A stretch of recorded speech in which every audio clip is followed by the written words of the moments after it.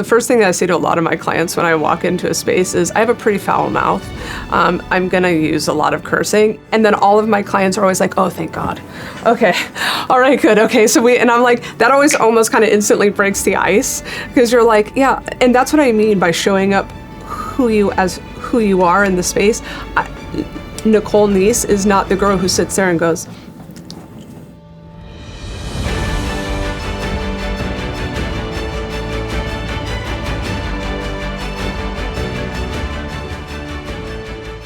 I'm Nicole. I'm in charge of the client liaison team. So I help with all the onboarding, everybody who gets placed with a clinician. I also help with general clinician questions. What drew me to counseling were people.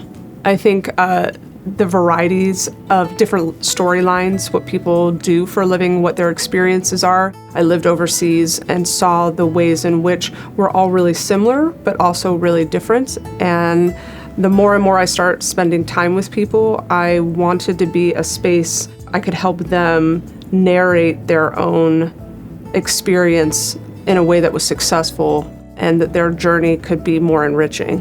What I hear from clients over and over again is, there's something disarming about you.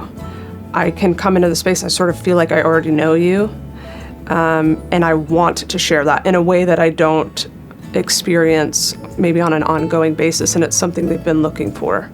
And so when I feel that, when they feel that, when we feel that together, it just keeps going. I always equate it to like riding a wave, being on a longboard, having the perfect wave with the perfect set, like the sun's going, the temperature's wonderful, and you're just on it, and you just keep riding that wave, and it's so smooth and it's so nice. And that's a rare experience, and somehow we've been able to recreate that multiple times here. Here at Changing, it's important that we've all been the client before. And so that influences, I think, a lot of how I show up in a space. I think that I try to look for that connection in each thing that my client comes in and says, hey, this thing happened. I may not have had that exact same story, but I've had a feeling similar to that, or I've had an experience similar to that. And so I try to enter in and say, okay, this is what that was like. Okay, what would I have wanted in that moment? And a lot of times what I wanted was someone to just listen, to validate, to support, and then to explore. I often say it's like painting by numbers.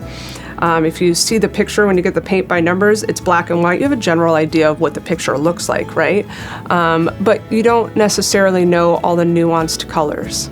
And so in your time with us, we're going to paint a little bit of the ones, and we're going to paint some of the fives and then some of the threes, and some of those may bleed over.